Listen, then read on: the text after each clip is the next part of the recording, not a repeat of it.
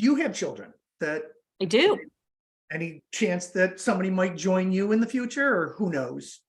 Well, I love that you talked about the business that, the nephew who didn't think that they would ever be running the company was tapped. So I think it's important to cast a wide net. Family business can be defined, in my opinion, broadly. Yeah. My grandfather had 7 grandchildren. There are now great-grandchildren, great-great-grandchildren. So some of them could be options. I love My it. niece is pregnant. I'm thinking, okay, that could be the next CEO, not even born yet. So I'm open to nephews and cousins. I think that's important because that direct line isn't always going to be the one. And I'm not saying my kids wouldn't be, but right now my daughter wants to be a journalist or a filmmaker. My son's interested in writing, and neither one of them has an interest, but they're still 1000% agree. 20 and 17. So they got a while, but I'd just say, keep an open mind about family. And then the last thing is I'd say, just because they may own part of the company, my kids will definitely inherit what I make when I die.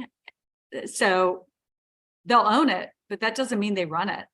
Right. Very different ownership versus management and running. Not everyone should be running a company just because they have the last name, or they have as my dad says, they won the fallopian tube lottery. Doesn't mean they're the best qualified. Yep. And it may be sometimes they are. Right. I wanted nothing to do with becoming a wealth advisor and coaching family businesses. I worked for Xerox and I loved it, and was given opportunity and challenges. And it was out of the blue. My dad and I had a conversation when I was frustrated. Let's talk about this just a little bit. Why don't you go and talk to, his manager at the time? And man, I just was like, you mean you get paid well for doing really good things and helping people instead of just selling a product? He's like, yeah. I'm like, all right, hook, line, and sinker, I'm in. And today my business it looks very little like my father's. And that's okay. I've learned to embrace that. It was really hard for him to see me change and, not be as much the wealth manager, but being the family coach and the business coach, as we do things. But today he looks back and says, you got to be you. So I think, yes, wide net, I think, is really important. And that just reminded me to think about how wide my net could be. I can change. I needed that reminder. So thank you. You're welcome. But it's great that your father also said you can run the company the way you want to. And that is a dynamic that I see where it's really hard to let go of those reins. So I'm already thinking when it comes time for me to let go, I need to let go. Yeah. Let the next person run it, the next generation. They need to have that latitude. And because they can't be you. Yeah. Right.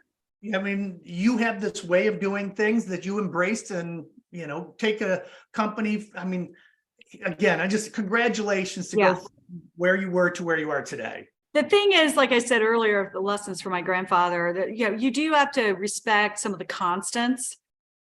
I like to say I respect the past, but I don't live in it. But there are certain things that should be unchangeable about your brand, right? Like we have a commitment to making the best quality pecan snacks and candies anywhere. Like the next generation needs to be very mindful of that. Yeah. And we have a commitment to our purpose of treating people as friends with hospitality and respect. So some of these things like really need to be unchanging, but a lot of the stylistic, you gotta be willing to let go. But you want someone who really wants to do the job. You don't want anyone who does it out of obligation, because I really wanted Stuckey's. I loved my grandfather and I saw what had happened to his brand, and I was excited and passionate about the opportunity to bring that back. And there are days when I just think, what the heck am I doing? Right. So even being super passionate and just so excited, like this is what I was put on this earth to do. You have days when you just want to scream in a pillow. So I can only imagine if you take it on as an obligation. Yeah. What do those hard times look like? Take it on, or take it on, or if it's gifted to you. where, Yeah, you don't appreciate it. You did a wonderful thing where you invested in it and to revive your grandfather's legacy and bring that brand back up to out of the minds of what people, think some of the Stuckeys are today. Like you mentioned, the unthinkable businesses that your grandfather be, having a heart attack over, and your branding. I never would ever think of Stuckeys as that, because I know who you are and I know what you've done with it. And I know what you stand for. Yeah. There's no sense of entitlement for sure. We have to buy it.